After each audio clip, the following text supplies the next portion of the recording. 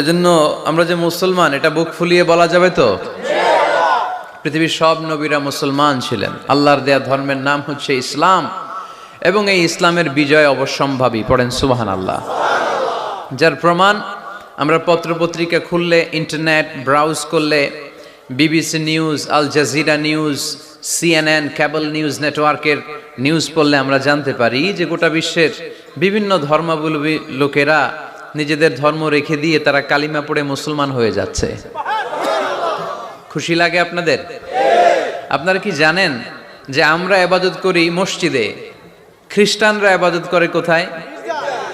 গির্জায়, তাই না? গির্জাকে ইংরেজিতে কি বলে জানেন? চার্চ বলে। তো ইউরোপে এবং আমেরিকাতে যে গির্জাগুলো আছে, এই গির্জাগুলো তারা বিক্রি করতে শুরু করে দিয়েছে। এর কারণ খ্রিস্টানরা তাদের গির্জাগুলোতে ইবাদত করতে যায় না। আমরা তো নামাজ 3 ওয়াক্ত পড়ি, 2 ওয়াক্ত বা 5 ওয়াক্ত, 7 দিনে তো একবার হাজিরা দিতে যাই, ঠিক কিনা? তো ওদের এমন দশা যে ওদের গির্জাগুলোতে 1 মাসও যায় না, 6 মাসও একবার যায় না। তো এই গির্জা রাইখা লাভ আছে? লাভ নাই। এই গির্জা ওরা বিক্রি করতে শুরু করেছে, আর ওখানকার মুসলিম কমিউনিটির নেতারা এই সুযোগে এই গির্জাগুলো কম দামে কিনে এটারে মসজিদ বানাইতে শুরু করছে। ইউরোপ আমেরিকাতে আলহামদুলিল্লাহ, আপনারা শুনে খুশি হবেন, ওরা ইসলামিক সেন্টার বলে এগুলোরে। কি বলে? Islamic centre.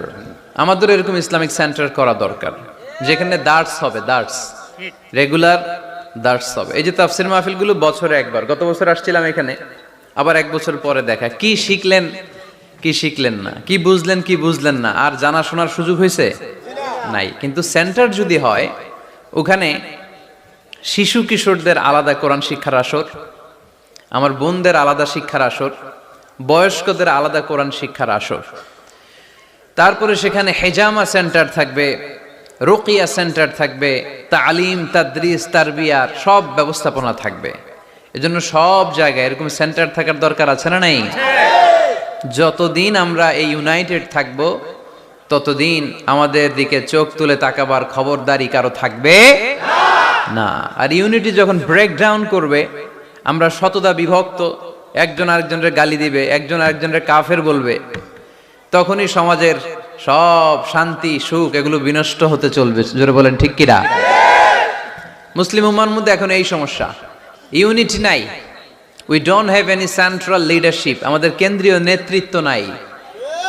এই যে ফিলিস্তিনে যে মারে আমাদেরকে পাখির মতো গুলি করে, মিয়ানমারের রাখাইন রাজ্য থেকে 10 লক্ষ মুসলমান তাড়ায় দিল টেকনাফে, এখন তারা পাহাড়ি এলাকায় আশ্রয় নিয়েছে।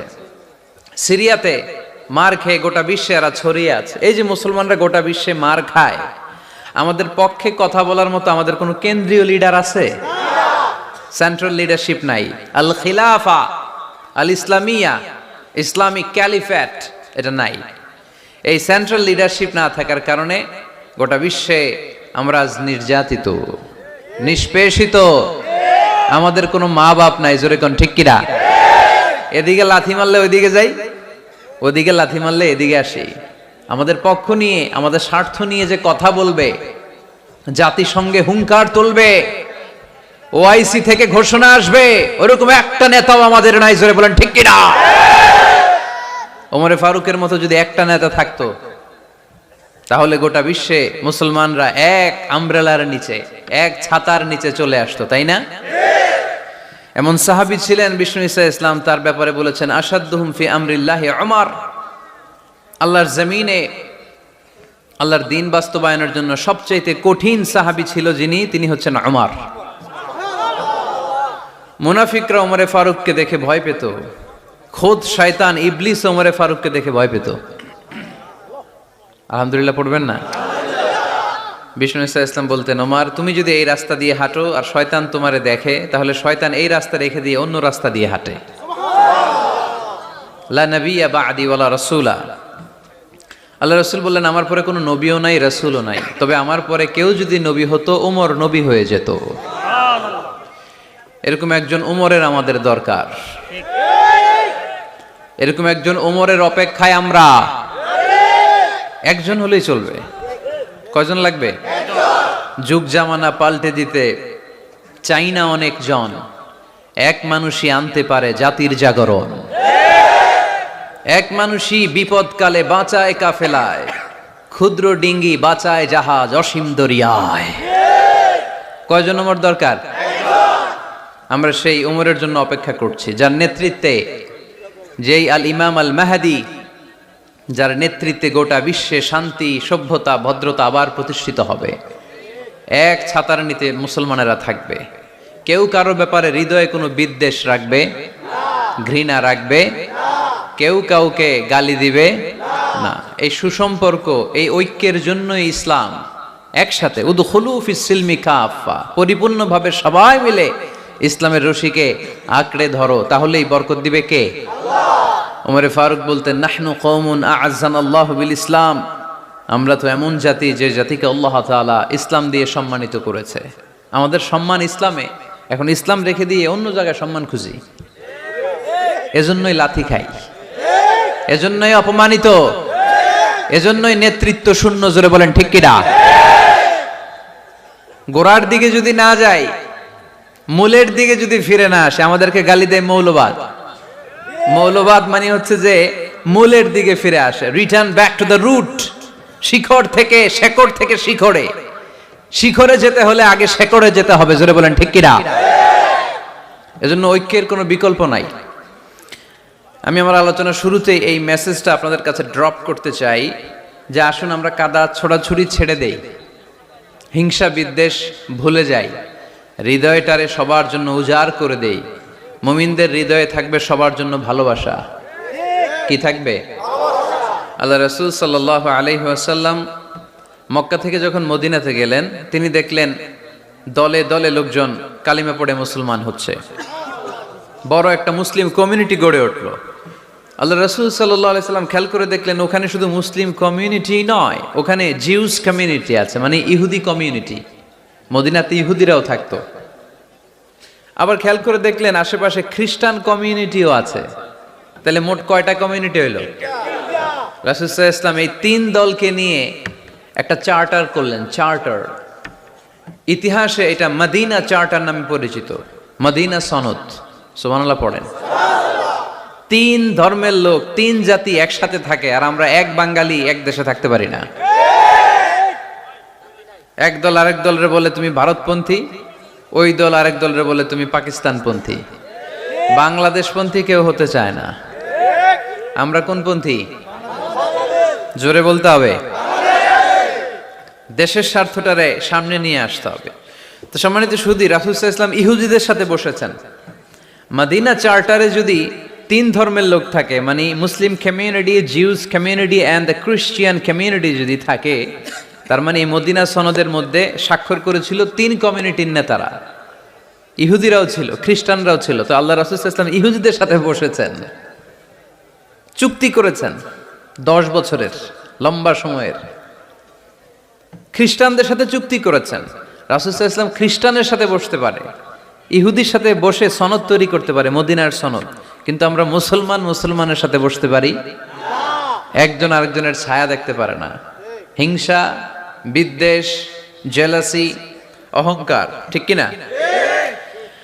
লা ইয়াদখুলুল জান্নাতা মান কানা ফি কলবিহি হাববাতু খারদাল মিনাল কিবর, যার অন্তরে যাররা পরিমাণ অহংকার থাকে সে কোশ্চিনকালেও আল্লাহর জান্নাতে প্রবেশ করতে পারবে না। আমরা যেন এই অহংকার থেকে মুক্ত হতে পারি, আমরা যেন ব্রড মাইন্ডেড হতে পারি, আমরা যেন ভিন্ন মতের লোকদেরকে রেসপেক্ট করতে পারি, ভিন্ন মতকেও যেন আমরা সহ্য করতে পারি।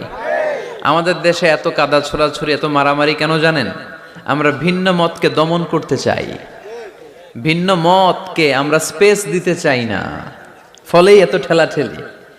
এজন্য মতামত বিভিন্ন থাকবে। This is the beauty of Islam, unity in diversity, unity in diversity. ঐক্য হবে বৈচিত্র্যের মাঝে, আমাদেরকে ঐক্য খুঁজতে হবে। এক একজন এক এক চেহারা। এই তুমি কালা হইলা কেন, তুমি খাটো হইলা কেন, তুমি লম্বু কেন, এরকম বললে চলবে? এই মেয়ে তুমি বিএনপি করো কেন, তুমি জামাত ইসলাম করো কেন, সব আমলিগ হয়ে যাও, বলা যাবে? তুমি এই পীর সাহেবের মুরিদ কেন, আমি যে পীর সাহেবের মুরিদ হইছি ওইখানে আসো না কেন, বলা যাবে না। Unity in diversity. রাসূল সাল্লাল্লাহু আলাইহি ওয়াসাল্লাম ইহুদিদেরকে স্পেস দিয়েছেন, খ্রিস্টানদেরকে স্পেস দিয়েছেন। মনে রাখতে হবে, ঐক্য প্রক্রিয়ার নাম হচ্ছে, এটা এমন একটা প্রক্রিয়া যেখানে সবাই একই চিন্তা চেতনা পোষণ করবে এমনটা নয়, বরং এক একজনের এক এক চিন্তা, কিন্তু মৌলিক বিষয়ে সবাই এক। ইউনিটি ইন ডাইভার্সিটি, বৈচিত্র্যের মাঝে আমাদেরকে ঐক্য খুঁজতে হবে।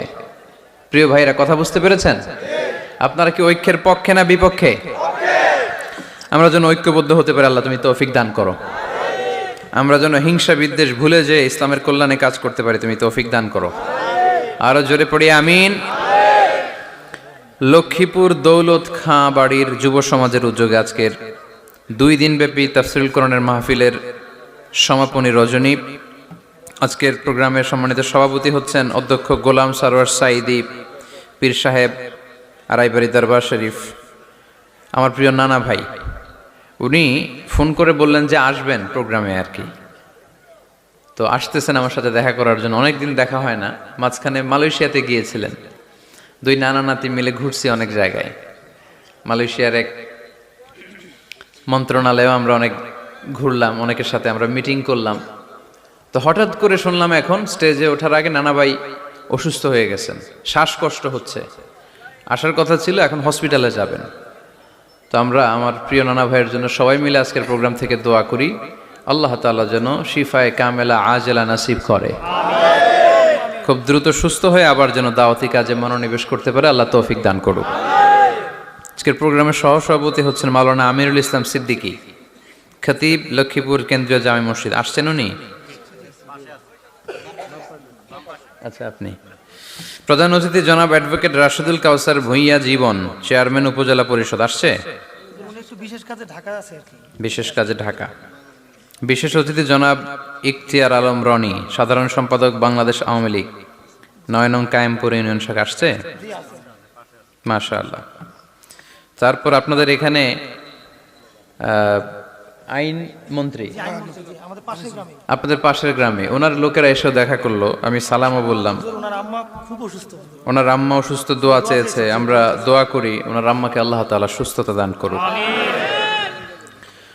সম্মানিত ভাইরা, আমরা আর কথা না বাড়িয়ে সরাসরি আলোচনায় চলে যাই। আমি আপনাদের খেদমতে পবিত্র কালামুল্লাহ মাজিদের সূরাত আলে ইমরানের 133 নম্বর আয়াত তেলাওয়াত করেছি। সূরাটার নাম হচ্ছে সূরাত আলে ইমরান, ইমরানের বংশধর। ইমরান কে ছিল আপনারা জানেন? মারিয়াম আলাইহিস সালামের পিতা, ঈসা আলাইহিস সালামের নানা। সুবহানাল্লাহ পড়বেন না? ওনাদের ফ্যামিলিটা আল্লাহ তাআলার কাছে এতটাই পছন্দনীয় ছিল যে এই ফ্যামিলির নামে আল্লাহ কোরআনে একটা সূরাই দিয়ে দিলেন, আলে ইমরান। আরবিতে পরিবার বা ফ্যামিলি, এটা বোঝানোর জন্য আরবিতে 2টা শব্দ ব্যবহার হয়, এক হচ্ছে আহাল আর একটা আল। আহাল এটা সম্মানিতদের ক্ষেত্রেও হয়, আবার সাধারণ মানুষদের ক্ষেত্রেও হয়। যেমন রাসূল সাল্লাল্লাহু আলাইহি ওয়াসাল্লামের পরিবারবর্গ, ওনারা অনেক সম্মানিতা, অনেক সম্মানিত। তো আল্লাহ রাসূল সাল্লাল্লাহু আলাইহি ওয়াসাল্লামের পরিবারের ক্ষেত্রে বলা হয় আহলে বাইত। আবার আমার পরিবার, আপনার পরিবার, আমাদের পরিবার বা স্ত্রী, এটা বোঝাতে আরবিতে আহাল শব্দটা ব্যবহৃত হয়। কিন্তু আল শব্দটা সাধারণ কোনো ফ্যামিলির ক্ষেত্রে আল্লাহ ব্যবহার করেন নাই। ভালো হোক বা খারাপ হোক, সম্ভ্রান্ত হওয়া লাগবে, ডিগনিফাইড এন্ড প্রেস্টিজিয়াস ফ্যামিলির হওয়া লাগবে। ডিগনিফাইড ফ্যামিলির যদি হয়,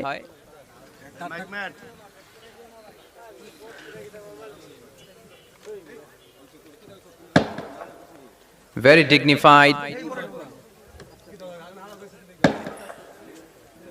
and prestigious family যদি হয়, হয়েছে এই তো ঠিক হয়ে গেছে, বসো বসো বসে যাও।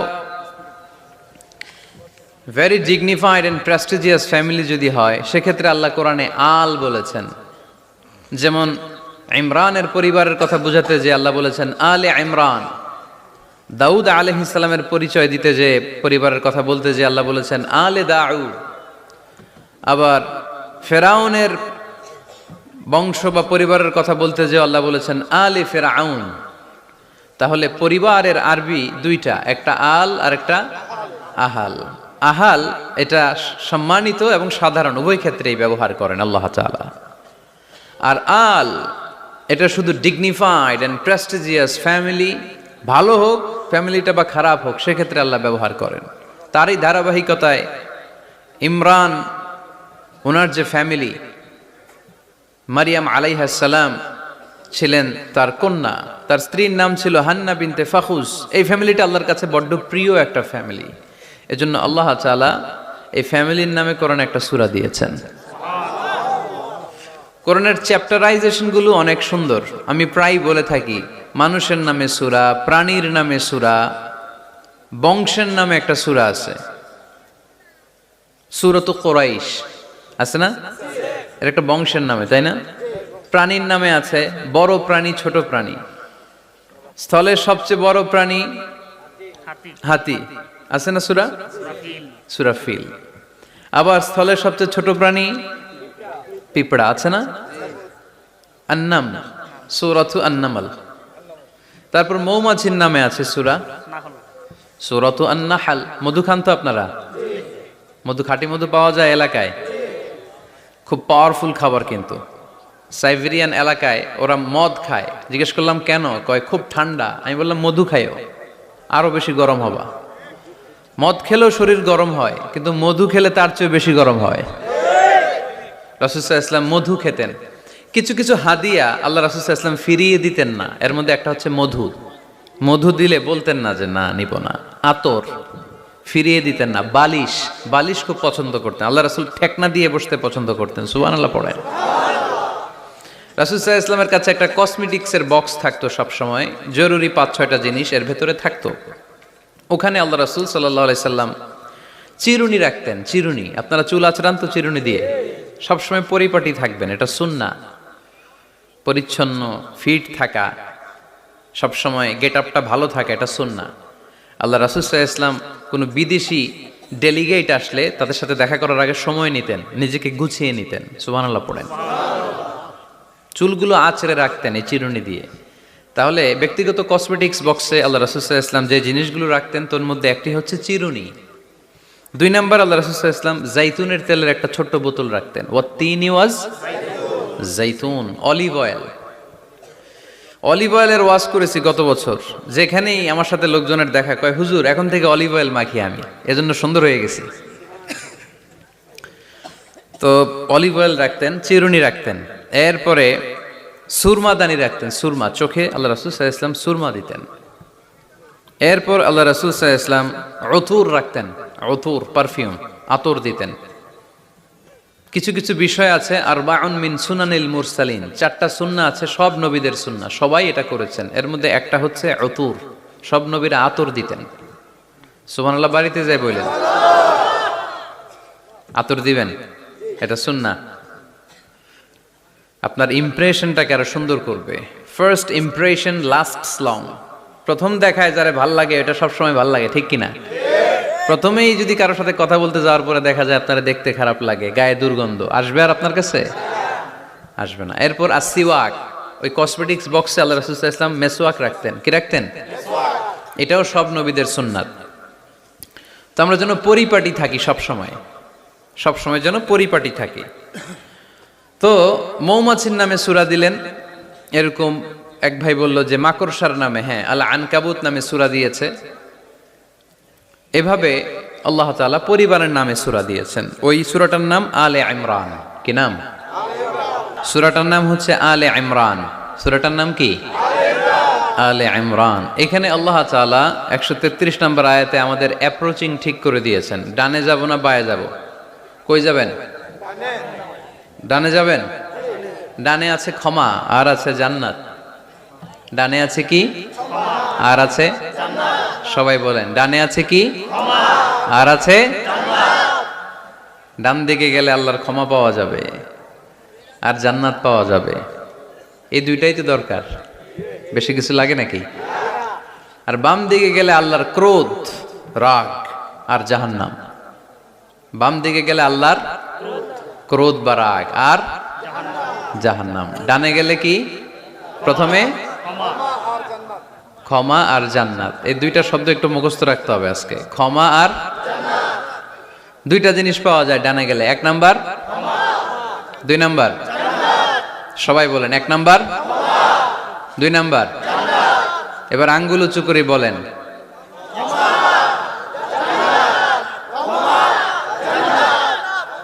মাশাআল্লাহ। তাহলে ডানে গেলে পাওয়া যায় ক্ষমা আর জান্নাত, বায়ে গেলে পাওয়া যায় আল্লাহর ক্রোধ বা রাগ আর জাহান্নাম। নাও দ্য ডিসিশন ইজ ইয়োর্স। সিদ্ধান্ত আপনাদের। where to go, where to approach and where to proceed, where to move on। কোন দিকে যাবেন? এই কয়েকজনের সিদ্ধান্ত ডানে, বাকিদের আপনাদেরও ডানে। যারা দাঁড়ায় আছেন তাহলে আওয়াজ করে বলতে হবে, ছুটবো কোথায়, ডানে না বায়ে? আল্লাহ এটাই বলেছেন, ওয়াসারিউ ইলা মাগফিরাতিন মির রাব্বিকুম ওয়া জান্নাতিন আরদুহা আস-সামাওয়াতু ওয়াল আরদ। ছোট, সারিউ মানে ছোট। যারা আলেম আছেন তারা জানেন সারিউ মানে কি? ছোট। ধাবিত হও ইলা মাগফিরাতিন মির রাব্বিকুম, তোমার রবের পক্ষ থেকে ক্ষমার দিকে, ওয়া জান্নাতিন আর এমন জান্নাতের দিকে, আরদুহা আস-সামাওয়াতু ওয়াল আরদ, যে জান্নাতের বিস্তৃতি হচ্ছে আকাশ জমিন বিস্তৃত। পড়েন সুবহানাল্লাহ। তাহলে আল্লাহ ডান দিকে ছুটতে বললেন, ক্ষমার দিকে ছোট, জান্নাতের দিকে ছোট।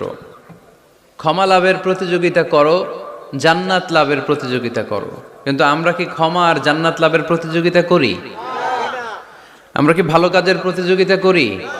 আল্লাহ বললেন ফাস্তাবিকুল খায়রাত, ভালো কাজের জন্য প্রতিযোগিতা করো। আমরাও প্রতিযোগিতা করি খারাপ কাজের, তাই না? দুনিয়া কামানোর প্রতিযোগিতা করি আমরা। কি করে বেশি অর্থ উপার্জন করে যায়, হালাল পন্থায় হোক বা হারাম পন্থায় হোক, টাকা কামানোর প্রতিযোগিতা আছে না নাই? ক্ষমতার দাপট দেখিয়ে লড়াইয়ে টিকে থাকার প্রতিযোগিতা করি আমরা, জোরে কোন ঠিক কিনা?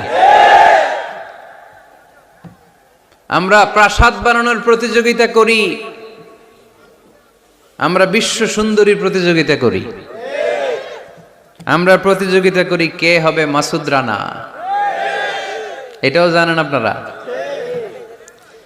কে হবে সৎ মানুষ, কে হবে আদর্শ বাংলাদেশী, এরকম প্রতিযোগিতা আছে। সবাই কি হইতে চায়? মাসুদ রানা। বিশ্ব সুন্দরীর প্রতিযোগিতা, মাসুদ রানার প্রতিযোগিতা, টাকা কামানোর প্রতিযোগিতা, ক্ষমতার লড়াইয়ে টিকে থাকার প্রতিযোগিতা। কিন্তু আল্লাহ বললেন নো, ফাস্তাবিকুল খায়রাত, ভালো কাজের প্রতিযোগিতা করো। আল্লাহ বুঝাতে চাইলেন দুনিয়ার ক্ষণস্থায়ী প্রতিযোগিতায় নেমে সময় নষ্ট করো না, ভালো কাজের প্রতিযোগিতা করো। আর ক্ষমার জান্নাত লাভের জন্য ছোট। এটা এমন জান্নাত যেই জান্নাতটা আকাশ জমিন বিস্তৃত। সুবহানাল্লাহ। ওয়াসারিউ ইলা মাগফিরাতিন মির রাব্বিকুম ওয়া জান্নাতিন আরদুহাস সামাওয়াতু ওয়াল আরদ উইদ্দাত লিল মুত্তাকিন। সুবহানাল্লাহ পড়েন। ও আমার গোলামেরা, আমার বান্দারা, ছোট, দৌড়াও, জান্নাতের দিকে দৌড়াও, ক্ষমার দিকে দৌড়াও। ক্ষমা অর্জনের জন্য প্রতিযোগিতা করো, জান্নাত লাভের প্রতিযোগিতা করো।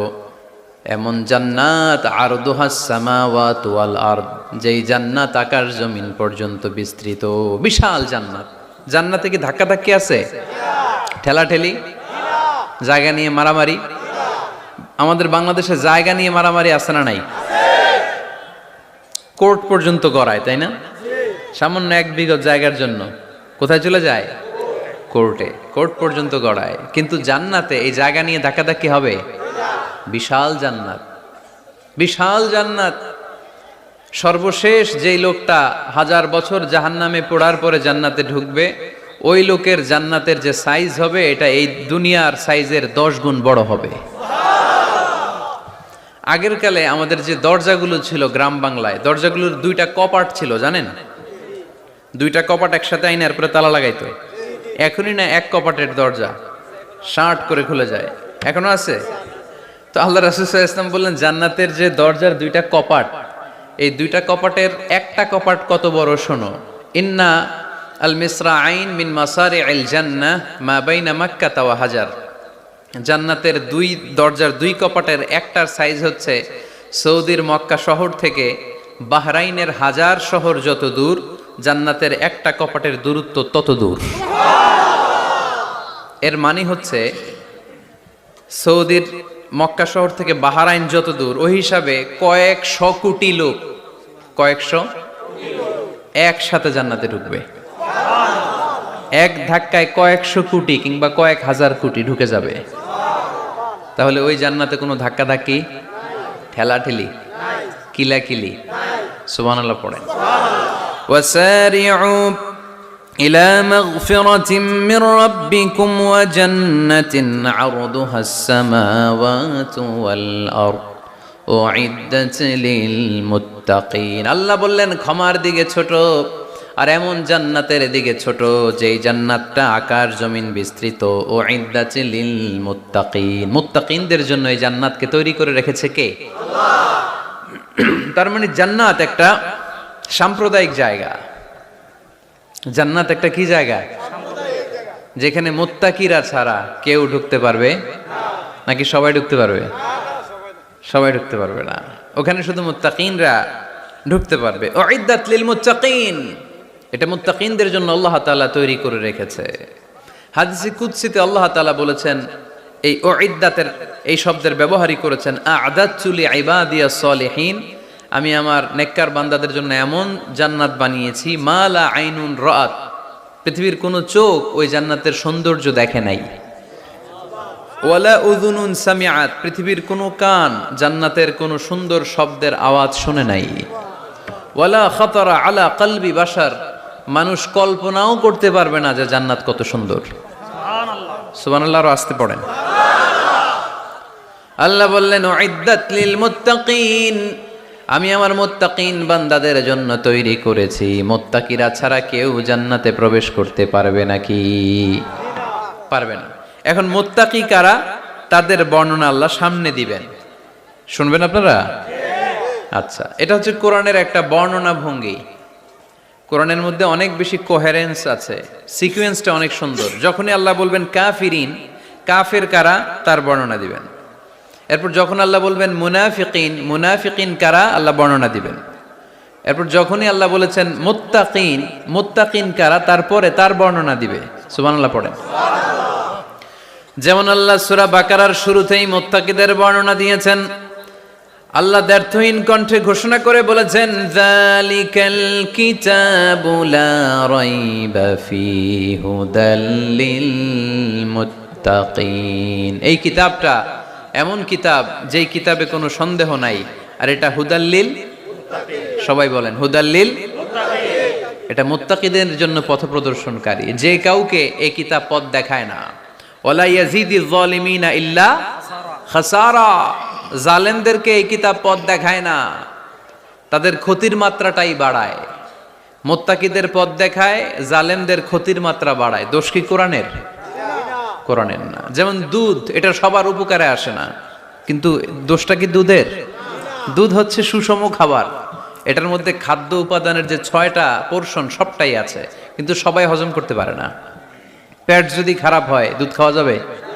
তাহলে দোষ কি দুধের না যার পেট খারাপ তার? সুবহানাল্লাহ পড়েন। কোরআনের কোনো দোষ নাই, এটা হুদাল্লিল মুত্তাকিন, এটা মুত্তাকিদের জন্য পথ প্রদর্শনকারী। মুত্তাকি কারা? আল্লাযীনা ইউমিনুনা বিল গায়ব ওয়া ইউকিমুনাস সালাতা ওয়া মিম্মা রাযাকনাহুম ইউনফিকুন। আল্লাহ ওইখানে বর্ণনা দিলেন একভাবে, এই জায়গায় আল্লাহ তাআলা মুত্তাকিদের বর্ণনা দিলেন আরেকভাবে। সুবহানাল্লাহ পড়েন। আল্লাহ বললেন উইদ্দাত লিল মুত্তাকিন, এই ক্ষমা, এই জান্নাত যেই কাউকেই দেয়া হবে না, যারা মুত্তাকিন তাদেরকেই দেয়া হবে। সুবহানাল্লাহ। তাহলে আজকে আমরা মুত্তাকি হয়ে ফিরে যেতে চাই। 3 জন চাই শুধু, এখন 15-20 জন হয়েছে। সবাই চান? এলাকার লোকদের একটু গলায় সাউন্ড কম এমনি আগে থেকেই, তাই না? কিছু এলাকা আছে, আমরা তো সারা দেশ চড়ে বেড়াই। We move from the one corner of the country to the another corner. আজকে আছি সকালে এখানে, এরপরে চলে গেছি কক্সবাজার, এরপর আবার খুলনা। তো আমরা জানি কাদের গলায় জোর বেশি। ফেনীতে নোয়াখালীতে বক্তার কথা গাওয়া লাগে না, কথা কয় শ্রোতারা। আমরা ক বললে টাইনা নিয়ে ওটার কলিকাতা বানাইয়া স্লোগান। কলিকাতা কই নাই আমি, শুধু ক বলছি। কি বলছি? ওটারে টাইনা কি বানাইছে? কলিকাতা। তো শ্রোতাদের একটা বড় রোল আছে, they have huge role in this তাফসির প্রোগ্রাম। আপনাদের একটা ভালো রোল প্লে করতে হবে। আপনারাই পারেন আমাদের থেকে আলোচনা বের করে নিয়ে আসতে। আপনারা যদি জিমাইতে থাকেন আর আমি যদি গুতায়ও আওয়াজ বের করতে না পারি, আমার ভেতর থেকে কথা বেরোবে না।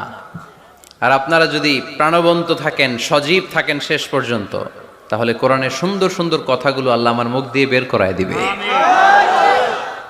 আমরা আজকে কি হয়ে ফিরে যেতে চাই? নাকি মাসুদ রানা? কি হইতে চাই? তাহলে রিয়েলিটি শো একটা এরকম হওয়া দরকার। কে হবে? মুত্তাকি। কিন্তু রিয়েলিটি শো এর নাম কে হবে? মাসুদ রানা। আমরা মাসুদ রানা হতে চাই না, আমরা মুত্তাকি হতে চাই। ইনশাআল্লাহ পড়েন। আল্লাহ এখানে মুত্তাকিনদের 5টা গুণের কথা বলেছেন। কয়টা? একটু মিলায়ে দেখবো আজকে আমরা যে এই 5টা গুণ আমাদের মধ্যে আছে কিনা। যদি থাকে ওয়েল এন্ড গুড, আলহামদুলিল্লাহ। যদি না থাকে তাহলে এই 5টা গুণ নিজেদের মধ্যে ধারণ করার দরকার আছে না নাই? কথা খুব সোজা সাপটা। যদি এগুলো নিয়ে যেতে পারেন দেন আওয়ার ওয়াজ ইজ সাকসেসফুল। তা না হইলে কোনো লাভ নাই। কোনো লাভ আছে? এত ক্যামেরা, এত লাইটিং ফাইটিং করে কি লাভ? এই যে ছুটে আসছেন শীতের রাত, আমি তো এত জেলায় ঘুরলাম, এরকম শীত পাই নাই। আপনাদের লক্ষ্মীপুরে যেই শীত, মাশাআল্লাহ, আমি গাড়ি থেকে বেরোই কাঁপতে শুরু করছি, খুব ঠান্ডা লাগতেছিল আমার কাছে। তো এই যে শীতের রাতে মাফলার টাফলার পেঁচায় অনেক রাত পর্যন্ত আপনার দাঁড়ায় দাঁড়ায় শুনবেন, হিসাব খুব সোজা সাপটা। মুত্তাকি হয়ে ফিরে যেতে চাই, জীবন পাল্টাতে চাই, সময় নষ্ট করতে আসি নাই। সময়ের অনেক দাম, সময়ের দাম দিতে শিখেন। সময়গুলো অনেক দামি। সো আজকের আলোচনা থেকে আমরা কিছু নিয়ে যাব, শিখে যাব। আর কি হয়ে ফিরে যাব? বৈশিষ্ট্য কয়টা? তাহলে একটু চেক করবো যে আছে কিনা আমাদের মধ্যে এই গুণগুলা। থাকলে ভালো, অনেকের হয়তো আছে। যদি না থাকে এগুলো আমাদের ধারণ করতে হবে। কথা কি ক্লিয়ার না? আলহামদুলিল্লাহ। মুত্তাকির প্রথম বৈশিষ্ট্য, আল্লাযীনা ইউনফিকুনা ফিস সাররাই ওয়াদ দাররা। মুত্তাকিনরা সুখে দুঃখে সব সময় দান করে, সচ্ছল অসচ্ছল উভয় অবস্থায় দান করে। সচ্ছল অবস্থায় তারা বেশি দান করে, কিন্তু অসচ্ছল অবস্থায়ও করে। বেশি হয়তো করে না, কিন্তু কম করে করে, কিন্তু দান করে। এজন্য আল্লাহ বলেন, আল্লাযীনা ينفقون في السراء والضراء والكاظمين الغيظ والعافين عن الناس والله يحب المحسنين سبحان الله আমার মুত্তাকি বান্দাদের প্রথম বৈশিষ্ট্য ইউনফিকুনা ফিস সাররাই ওয়াদ দাররা, সুখে দুঃখে সচ্ছল কিংবা অসচ্ছল যে অবস্থায় থাকুক না কেন তারা আমার রাস্তায় দান করে। দান করলে খুশি হয়ে যায় কে? আল্লাহ। সাদাকা করলে আপনারে পছন্দ করবে কে? আল্লাহ। যাকাত দিলে পছন্দ করে কে? আল্লাহ। দে যাকাত, দে যাকাত তোরা দে রে যাকাত, দে যাকাত, দে যাকাত তোরা দে রে যাকাত, তোর দিল খুলবে পরে আগে খুলুক হাত, দে যাকাত, দে যাকাত তোরা দে রে যাকাত। পড়েন আমিন। দিল পড়ে খুলবে, আগে হাত খুলতে হবে। উপরের হাত নিচের হাতের চাইতে সেরা। যে ব্যক্তি নেয় তারে আল্লাহ পছন্দ করে না, যে ব্যক্তি দেয় তারে ভালোবাসে কে? আল্লাহ। আল্লাযীনা ইউনফিকুনা ফিস সাররাই ওয়াদ দাররা, আমার মুত্তাকি বান্দারা সুখে দুঃখে সচ্ছল অসচ্ছল উভয় অবস্থায় আমার রাস্তায় দান করে। তার মানে মুত্তাকি যদি নিজেকে মুত্তাকি হিসেবে এস্টাবলিশ করতে চান, দান করার ধারাবাহিকতাটা অব্যাহত রাখতে হবে, থামানো যাবে না। একটা সময় ভালো যাচ্ছে আমার, বেশি করে দিচ্ছি, আবার সময় খারাপ যাচ্ছে, কম করে দিব, কিন্তু দিব। দেওয়ার ধারাবাহিকতা থামানো যাবে? কেউ এসে আপনার কাছে চাচ্ছে, এই যে আপনি দিতে পারতেছেন, এই তৌফিকটা দিল কে? প্রাইভেট কারে চড়ে চড়ে আপনি ঘুরে বেড়ান, জ্যামে গাড়ি আটকালে গ্লাসে এসে নক করে, পথবঞ্চিত শিশুরা আহা খেতে পায় না, বৃষ্টিতে ভিজে, ভাঙ্গা একটা থালা নিয়ে স্যার 2টা টাকা দেন। অনেকে ধমক দিয়ে তাড়িয়ে দেয়। এই যে আপনি ধমক দিছেন, ওরে প্রাইভেট কারে বসাইতে পারে কে?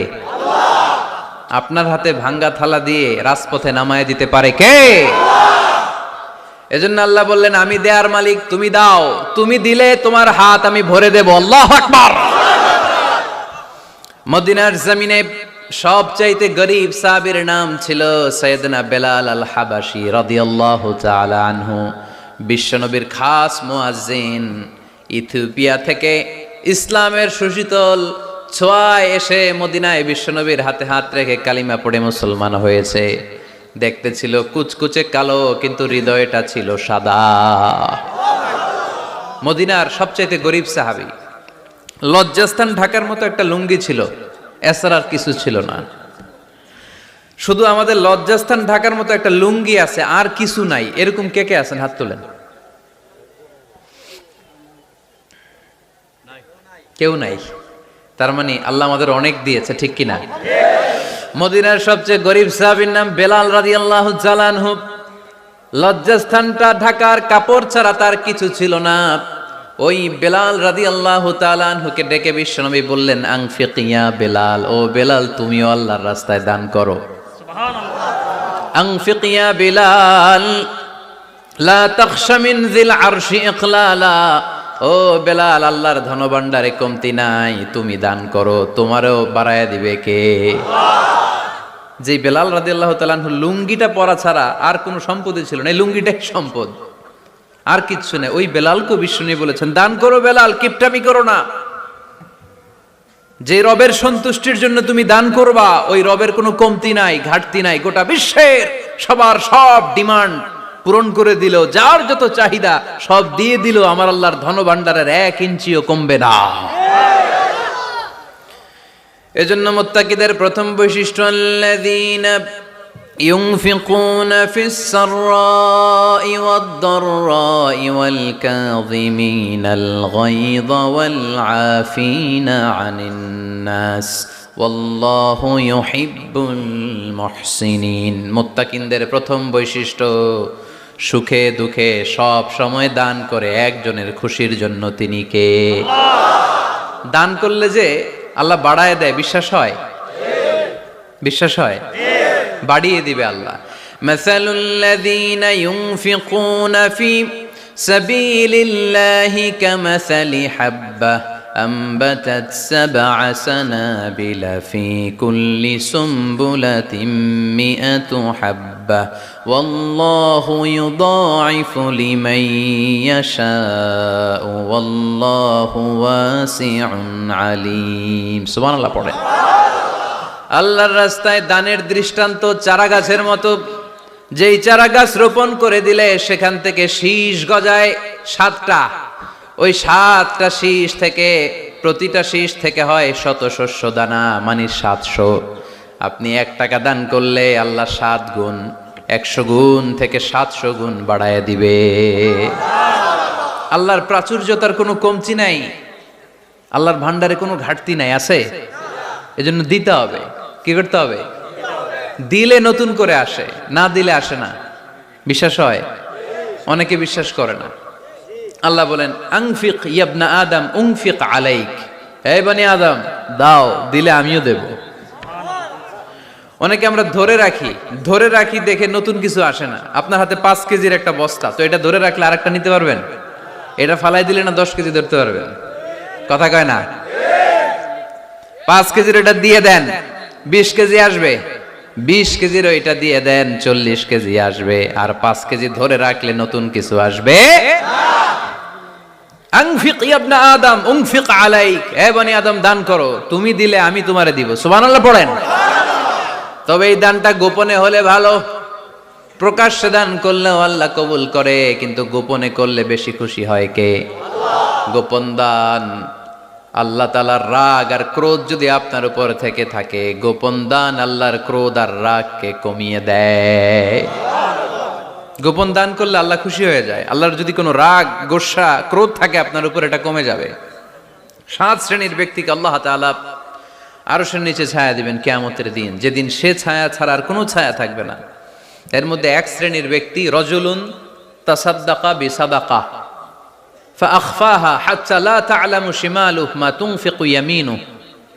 1 শ্রেণীর ব্যক্তি, 7 শ্রেণীর মধ্যে 1 শ্রেণীর ব্যক্তি যারা আরশের নিচে ছায়া পাবে, যে ব্যক্তি গোপনে দান করে। কত গোপনে? ডান হাত কি দিছে, বাম হাত টের পায় নাই। তার মানে অনেক গোপনে দান করেছে। এই গোপনে দান করলে খুশি হয় কে?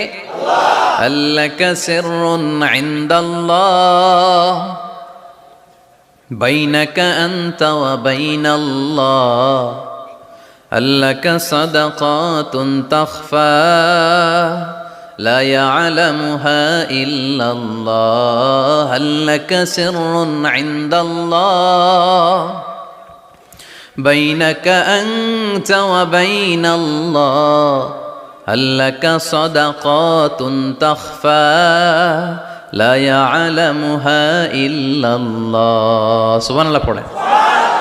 আল্লাকা সিররুন ইনদাল্লাহ, তোমার আর তোমার রবের মাঝে গোপন কোনো ডিলিংস আছে কি, যেটা তুমি আর তোমার রব শুধু জানো? তোমার জীবনে এমন গোপন দান আছে নাকি যেটা আল্লাহ ছাড়া কেউ দেখেনি?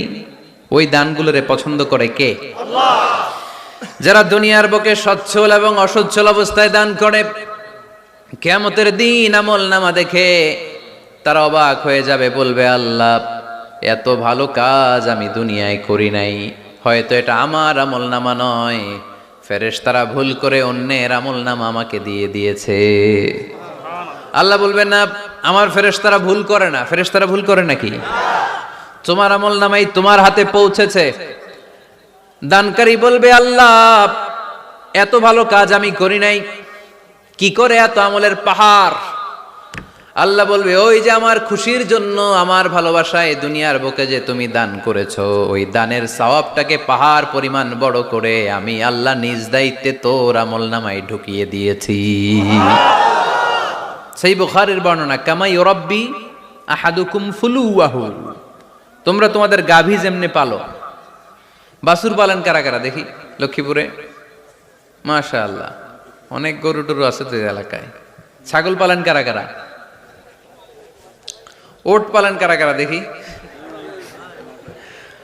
ওট নাই তো আল্লাহ রাসূল সাল্লাল্লাহু আলাইহি ওয়াসাল্লাম বললেন, তোমরা যেমনি ওটের বাচ্চা পালো, বাছুর পালো, পেলে পোষে যেমনি বড় করো, তোমার ওই ছোট্ট দান, ওই দানটা যেহেতু আমার খুশির জন্য দিয়েছিলা, ওইটারে আমি পালছি।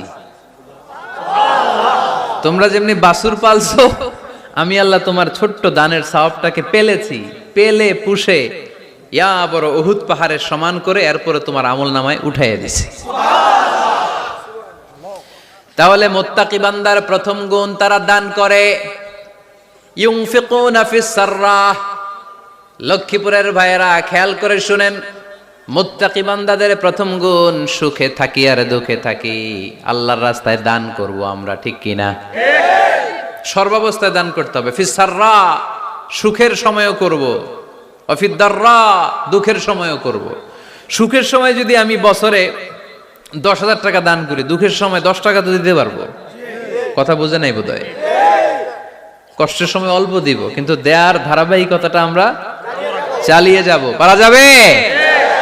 তাহলে মুত্তাকিদের প্রথম গুণ, আল্লাযীনা ইউনফিকুনা ফিস সাররাই ওয়াদ দাররাই ওয়াল কাযিমিনাল গায়যা ওয়াল আফিনা আনিন নাস ওয়াল্লাহু ইউহিব্বুল মুহসিনিন। মুত্তাকিনদের প্রথম গুণ, সুখে দুঃখে মুত্তাকিরা আল্লাহর রাস্তায় দান করে। এটা বোঝা গেছে না? মনে থাকবে কতক্ষণ? হ্যাঁ, কাল কি ভুলা যাবে? আজীবন। হ্যাঁ, আজীবন মনে থাকবে। মনের কান দিয়ে শুনতে হবে, এই কান না। মনেও একটা কান আছে, ওই কান দিয়ে শুনলে ভুলবেন না। তাহলে মুত্তাকিদের প্রথম বৈশিষ্ট্য, যেহেতু আমরা মুত্তাকি হয়ে ফিরে যেতে চাই, মুত্তাকিদের প্রথম বৈশিষ্ট্য আমরা জানলাম, যারা সুখে দুঃখে কি করে? দান করলে বাড়ায় দেয় কে? ধৈর্য রাখলে নতুন কিছু পাওয়া যায়? ওটা ছেড়ে দেন, ওটা দিয়ে দেন, তাহলে নতুন কিছুর ব্যবস্থা করবে কে? তাহলে এটা বুঝে ফেলছেন না? হজম হয়েছে? হজম, এটার হজম করে ফেলেন। হয়ে গেছে গা? আচ্ছা, এবার আল্লাহ বললেন মুত্তাকিনদের 2 নাম্বার বৈশিষ্ট্য, ওয়াল কাযিমিনাল গায়যা। মুত্তাকি বান্দারা তাদের রাগকে হজম করে, রাগ সংবরণ করে, ক্রোধকে নিয়ন্ত্রণ করে। সুবহানাল্লাহ পড়েন। এইবার আসছে কঠিন ওয়াজ। এবার একজনকে হুজুর এটাই তো পারি না, এটাই তো পারি না, এটা পারতে হবে আপনাকে মুত্তাকি হতে চাইলে। ওয়াল কাযিমিনাল গায়য, মুত্তাকিনরা নিজেদের রাগকে সংবরণ করে, রাগ হজম করে, রাগের সময় নিজের উপর নিয়ন্ত্রণ রাখে। আমাদের অনেকের অনেক রাগ, এত রাগ, রাগের সময় হিতাহিত জ্ঞান থাকে না, এরকম আছে না নাই? রাগ কিন্তু অনেক ভয়ঙ্কর, জানেন? রাগ বেশি কার কার? লক্ষ্মীপুরের দেখি তো, খাইছে আছে তো দেখি, 3-4 জনের রাগ আছে না? বাকি সব আল্লাহর ওলি। লক্ষ্মীপুরের ঘরে ঘরে রাগ? আচ্ছা, লক্ষ্মীপুরের মানুষ অনেক ভদ্র, শান্তশিষ্ট, রাগ টাগ নাই। হ্যাঁ, বাঙ্গালায় তো এই রাগ ভয়ঙ্কর। এটা রাগ কিন্তু ভয়ঙ্কর। মানুষ যখন রাগ করে তখন তার হিতাহিত জ্ঞান থাকে, কি করে কি বলে সে জানে। পৃথিবীর সবাই আমরা রাগী, কেউ কম কেউ বেশি, এটা ভেরি ন্যাচারাল। আমাদের দেহে একটা হরমোন আছে, অ্যাড্রেনালিন বলে আর কি এটাকে। Adrenaline hormone triggers up your bodies fight response. এটা যখন নিঃসরিত হয় দেহ থেকে, আপনার বডি তখন ফাইট করতে মনে চায়। কোপায়ালামো, মাইরালামো তরে, হোতায়ালামো অক করে, এরকম একটা অ্যাটিটিউড চলে আসে না? এটা ন্যাচারাল। এই অ্যাড্রেনালিন হরমোন যখন নিঃসরিত হয়, এটা আপনার ফাইট রেসপন্সকে ট্রিগার আপ করে। তখন আপনার দেহ খুব উত্তেজিত, ফাইট করতে মনে চায়, মনে চায় এখনই ধরি ওরে। আছে না নাই? তবে এটা ভালো কাজে লাগাইতে হবে। রাগটা পারা যাবে না। রাগ কিন্তু খুব ভয়ঙ্কর। এই রাগের শারীরিক মানসিক অনেক ক্ষতি আছে। হার্ট অ্যাটাক করে অনেকে রাগে, স্ট্রোক করে ফেলে। রাগ হচ্ছে অনেকটা ঝড়ের মতো। কিসের মতো? ঝড় যেমনি একদিক থেকে এসে সব লন্ড ভন্ড করে দিয়ে অন্য দিক দিয়ে ছুটে চলে যায়, যখন ঝড়টা হয় তখনও তো টের পাওয়া যায় না। রাগও তেমন। যখন রাগটা আসে, কি যে করে ফেলছি তখন বোঝা যায় না। রাগ চলে যাওয়ার পরে, মাথা ঠান্ডা হওয়ার পরে তখন বোঝা যায়, হায় রে এটা কি করলাম। রাগের সময় দিয়ে দিছে তালাক। রাগের সময় কি করছে? রাগ যখন শেষ তখন কয় হায় হায় বউ, তুমি তো আমার কৈতরি। মারামারি হয়, সম্পর্কের অবনতি হয়, স্বামী স্ত্রীর সম্পর্কের বিচ্ছেদ ঘটে। বাবা ছেলের সাথে রাগ করে না? বাপে কয় দিমু না তোরে, কিচ্ছু দিমু না। পোলায় কয় দিবা না কে? বাপে কয় দিলাম না। পোলায় কয় মারলাম তোমারে। বাপে কয় তোরে ত্যায্য করলাম। পোলা কয় কোপ দিলাম। আছে না নাই? শুনবেন এরকম বাবা ছেলে হতাহতের ঘটনা, হাজব্যান্ড ওয়াইফ ডিভোর্স পর্যন্ত গড়ায়। বন্ধু বন্ধুর সম্পর্ক নষ্ট হয় এই রাগের কারণে। দেখছেন, আল্লাহ যেখানে যত ফোঁটা দেয়া দরকার ওই জায়গায় অত ফোঁটা দেয়। এটার নাম ইসলাম। এজন্য আল্লাহ বললেন মুত্তাকিদের 2 নাম্বার গুণ, আল কাযিমিনাল গায়য। মুত্তাকিনরা রাগকে সংবরণ করে, তারা অল্পতে চটে যায় না, তারা হট টেম্পার্ড না, তারা বুঝে শুনে কাজ করে, নিজের ক্রোধ আর রাগকে সংবরণ করতে জানে। সুবহানাল্লাহ পড়ে। আল্লাহ রাসূল বললেন লাইসা শাদীদু বিসুরআহ, কুস্তি করে যে অন্যকে শোয়ায় ফেলতে পারে সে শক্তিশালী নয়। ইন্নামা শাদীদুল্লাযী ইয়ামলিকু নাফসাহু ইনদাল গাদাব, রাগের সময় যেই ব্যক্তি নিজের উপর নিয়ন্ত্রণ রাখতে পারে আল্লাহর কাছে সেই হলো শক্তিশালী। এক একটা কথার ওজন দেখছেন আল্লাহ রাসূল সাল্লাল্লাহু আলাইহি ইসলামের, লাইসা শাদীদু বিসুরআ, যে কুস্তি খেলতে পারে ভালো সে শক্তিশালী না, বরং ইন্নামা শাদীদুল্লাযী ইয়ামলিকু নাফসাহু ইনদাল গাদাব, রাগের সময় যে নিজেকে নিয়ন্ত্রণ করতে পারে সেই শক্তিশালী। সুবহানাল্লাহ পড়ে। এজন্য আমি মুত্তাকি হমু হুজুর, হুজুর আজকের ওয়াজ শুনে আমি মুত্তাকি, শুধু হাত তুলে মুত্তাকি বললে হবে? রাগ নিয়ন্ত্রণের, রাগ কন্ট্রোল করার অভ্যেস নিজের মধ্যে জাগ্রত করতে হবে, ঠিক কিনা?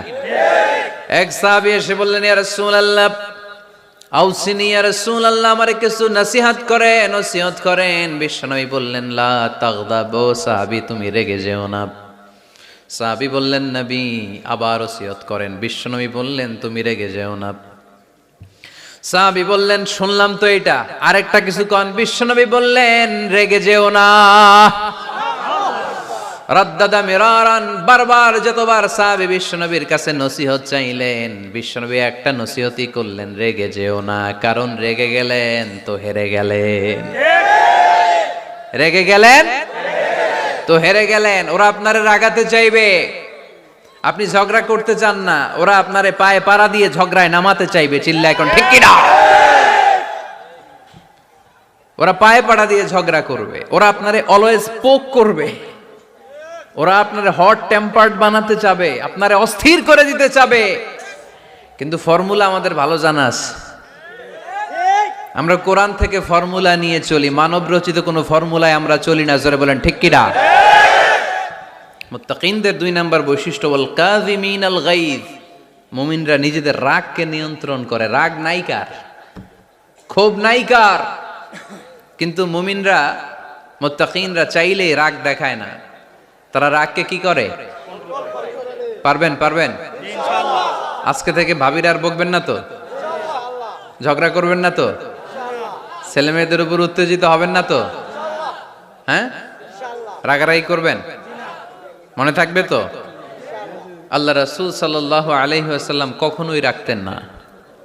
সুবহানাল্লাহ নাই? আল্লাহ রাসূল সাল্লাল্লাহু আলাইহি ওয়াসাল্লাম কখনোই, ওনার সাথে কেউ খারাপ আচরণ করলে উনি রাখতেন না। ওনাকে অত্যাচার করা হয়েছে, তিনি রাখতেন না। জুলুম করা হয়েছে, তিনি রেগে যেতেন না। রাসূল সাল্লাল্লাহু আলাইহি ওয়াসাল্লাম মক্কায় যখন নামাজ পড়তেন, উটের পচা নাড়ি ভুঁড়ি আল্লাহ রাসূল সাল্লাল্লাহু আলাইহি ওয়াসাল্লাম ঘাড়ে আর পিঠের উপর চাপিয়ে দেয়া হতো। আমাদের কার কার পিঠের উপর নামাজ অবস্থায় উটের বা গরুর নাড়ি ভুঁড়ি চাপায়া দেয়া হয়েছে এলাকায়? আছে কেউ? নাই। তায়েফের ময়দানে আল্লাহ রাসূল সাল্লাল্লাহু আলাইহি ওয়াসাল্লাম দাওয়াত দিতে গেলেন, নিজের লাভের জন্য না তায়েফবাসীদের লাভের জন্য? খেয়ে না খেয়ে দিন প্রচারের কাজে নিজেকে দিয়েছ বিলিয়ে, তায়েফের কাফিরেরা চিনল না সে আলো, দুষ্ট ছেলেদের পিছু দিল লেলিয়ে, পাথরের আঘাতে ক্ষত বিক্ষত হয়ে সারা শরীর থেকে রক্ত ঝরে। হে রাসূল তোমাকে ভুলি আমি কেমন করে, হাজার ব্যথা বেদনার পরে।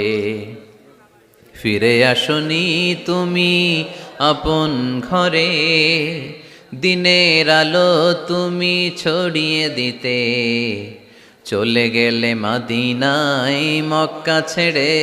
হে রাসূল তোমাকে ভুলি আমি কেমন করে, হে রাসূল তোমাকে ভুলি আমি কেমন করে। ঠিক কি না? তায়েফের ময়দানে রক্তাক্ত হলেন 3টা জায়গায়, দেখে এসেছি আমি। এখানে আহত করা হলো, আবার উঠে দাঁড়ালেন, আবার পাথর মারা হলো। কোন গায়ে পাথর মেরেছো তোমরা? এরকম সুন্দর শরীর পৃথিবীর কোনো দ্বিতীয় মানুষের ছিল নাকি? এত সুশ্রী মানুষ, শুভ্র মানুষ, পরিচ্ছন্ন মানুষ দুনিয়াতে দ্বিতীয়টা ছিল না। এত নুরানি চেহারার মানুষ পৃথিবীতে দ্বিতীয়টা নাই। এই মহানবীকে ওরা পিটিয়ে রক্তাক্ত করেছে, পাথর মেরে রক্তাক্ত করেছে। 3 বার গেছি ওদের লাভের জন্য, ওরা আমারে মারলো। আহা, তারপরও রাসূল সাল্লাল্লাহু আলাইহি ওয়াসাল্লাম কি রেগে গিয়েছেন? কারণ রেগে গেলেন তো হেরে গেলেন। কোনোভাবে রাসূল সাল্লাল্লাহু আলাইহি ওয়াসাল্লাম রাখতেন না। নিজের উপর অত্যাচার আসলে রাসূল সাল্লাল্লাহু আলাইহি ওয়াসাল্লাম রাগেন নাই। আনাস রাদিয়াল্লাহু তাআলা আনহু আল্লাহ রাসূলের খাদেম ছিল। উনি বললেন, কুনতু আমশি মা রাসূলিল্লাহ, আমি একবার রাসূল সাল্লাল্লাহু আলাইহি ওয়াসাল্লামের সাথে কোথাও যাচ্ছিলাম। ওয়া আলাইহি বুরদুন নাজরানি, তখন রাসূল সাল্লাল্লাহু আলাইহি ওয়াসাল্লামের গায়ে ছিল নাজরান থেকে আনা একটা চাদর। আপনারা চাদর পরেন না শীতকালে? রাসূল সাল্লাল্লাহু আলাইহি ওয়াসাল্লাম চাদর পরতেন। রাসূল সাল্লাল্লাহু আলাইহি ওয়াসাল্লাম নাজরান দেশ থেকে আনা একটা চাদর পরেছেন, গলিজুল হাশিয়া, যেই চাদরের এই কর্নারের ডিজাইনটা ছিল খসখসে। কি ছিল? হঠাৎ এক বেদুইন এসে রাসূল সাল্লাল্লাহু আলাইহি ওয়াসাল্লামের চাদর ধরে টান দিল। টান দেওয়ার সাথে সাথে রাসূল সাল্লাল্লাহু আলাইহি ওয়াসাল্লামের ঘাড়ের এই চামড়া ছিঁড়ে গেল। এই খসখসে যেহেতু ডিজাইন চাদরের, ওই খসখসে ডিজাইন ঘাড় আর কাদের এখানে যখন টান খেলো, ওই খসখসে ডিজাইনের দাগ বসে গেল, রাসূলের চামড়া ছিঁড়ে গেল ঘাড়ের। সে টান দিয়ে বলে, ইয়া মুহাম্মদ মুরলি মিন মালিল্লাহ, আসছে ভিক্ষা করতে। মূলত ভিক্ষা চাওয়ার ডিজাইন দেখছেন? যার কাছে ভিক্ষা চাবে চাদর ধরে টান। এসে বলে, বেদুইন তো, এদের মধ্যে সভ্যতা ছিল না। ইয়া মুহাম্মদ, ও মুহাম্মদ মুরলি মিন মালিল্লাহ, ও মুহাম্মদ আমার খাওয়ার মতো টাকা নাই, তুমি আদেশ করো বাইতুল মাল থেকে যেন আমারে কিছু টাকা দেয়। আসছে ভিক্ষা করতে। ভিক্ষা করতে আয়েশা চাদর ধরে দিছে টান, ঘাড়ের রক চামড়া ছিঁড়ে গেছে। রাসূল সাল্লাল্লাহু আলাইহি ওয়াসাল্লাম ব্যথা পেয়েছেন। ফালতাফাতা ইলাইহি রাসূলুল্লাহ, আল্লাহ রাসূল সাল্লাল্লাহু আলাইহি ওয়াসাল্লাম তার দিকে তাকালেন, তাকিয়ে ফাদহিক, একটা মুচকি হাসি দিলেন। আমি রাস্তা দিয়ে চাদর গায়ে দিয়ে হাঁটতেছি, এক ফকির আইসা কয়, ভিক্ষা দেন, টাকা দেন বলে আমার চাদর টান দিছে, আর ওই চাদরে আমার ঘাড়ের চামড়া ছিঁড়ে গেছে, কি করব আমি? আপনি কি করবেন? হ্যাঁ,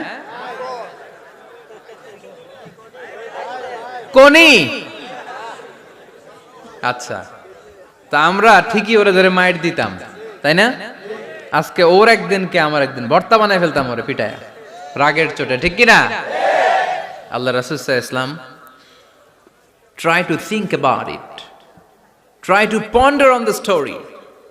এই moral of the story কি? রাসূল সাল্লাল্লাহু আলাইহি ওয়াসাল্লামের প্রফেটিক স্টোরি থেকে আপনাকে ভাবতে হবে। ভিক্ষা করতে এসে চাদর ধরে টান দিয়ে ঘাড়ের চামড়া ছিঁড়ে ফেলেছে, রাসূল তাকিয়ে মুচকি হাসি দিলেন।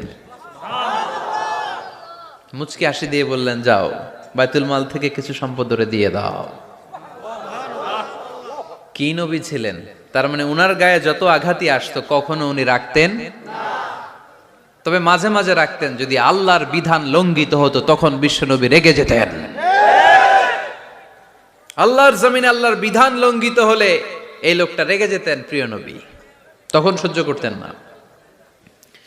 এক সাহাবী এসে বললেন, ইয়া রাসূলুল্লাহ, এমন ইমাম পাঠিয়েছেন আমাদের এলাকায়, বড় বড় সূরা দিয়ে নামাজ পড়ায়, এত বড় সূরা দিয়ে পড়ে, তার পিছনে দাঁড়িয়ে থাকার ক্ষমতা আমার নাই। এই কথা শুনে বিশ্বনবী রেগে গেলেন, কারণ ইসলামের বিধান এখানে লঙ্ঘিত হচ্ছে, ঠিক কিনা? এত রাগলেন, চেহারা আগুনের গোলার মতো লাল হয়ে গেল। ওই সাহাবীকে ডেকে পাঠিয়ে ধমকালেন, খবরদার, তোমরা মানুষকে দিন থেকে ভাগিও না, সহজ করে ইসলামকে উপস্থাপন করো। জামাতের ইমামতির চান্স পেলে লম্বা কেরাত পড়ো না, একটা মিডিয়াম স্ট্যান্ডার্ড রেখে কেরাত পড়বা, কারণ তোমার পেছনে অসুস্থ লোক থাকতে পারে, মুসল্লি, মুসাফির থাকতে পারে, তাই না? আবার মদিনাতে বনু মাখজুমিয়া গোত্রের এক নারী চুরিতে ধরা পড়ল। কিসে? চুরির বিধান কি? السارق والسارقة فاقطعوا أيديهما جزاء بما كسبا نكالا من الله والله عزيز حكيم। চোর বা চুন্নি দামি কোনো জিনিস যদি চুরি করে নেয় তাহলে তার হাত কেটে দাও। If anyone steal something precious from the society, the government should cut down his right hand. Government কাটবে, আপনি কাটেন না। আবার মুরগি একটা চুরি করছে, দইরা রামদা দিয়ে এক কোপ, এরকম করা যাবে না, ওটা গভর্নমেন্ট করবে। তো রাসূল সাল্লাল্লাহু আলাইহি ওয়াসাল্লাম ছিলেন চিফ অফ দা গভর্নমেন্ট, রাসূল সাল্লাল্লাহু আলাইহি ওয়াসাল্লাম ডান হাত কেটে দিবে। কিন্তু যেই মেয়েটা চুরি করছে এলাকার খুব সম্ভ্রান্ত বংশের মেয়ে, অনেক সময় হয় না এমপির মেয়ে, চেয়ারম্যানের মেয়ে, বড় বিজনেস ম্যাগনেটের মেয়ে, ছেলে অন্যায় করে ফেলছে একটা, আছে না নাই? এখন সাহাবীরা দেখলেন মদিনায় যদি বিশ্বনবী এই চুরির বিচার কার্যকর করে মেয়েটার হাত কেটে দেয়, এই মেয়েটার সম্ভ্রান্ত বংশের লোকেরা বিশ্বনবীর উপর চড়াও হবে, নতুন করে দাঙ্গা বাঁধবে। সবাই যে বিশ্বনবীর কাছে বলবে, কিন্তু কেউ সাহস পায় না। উসামা বিন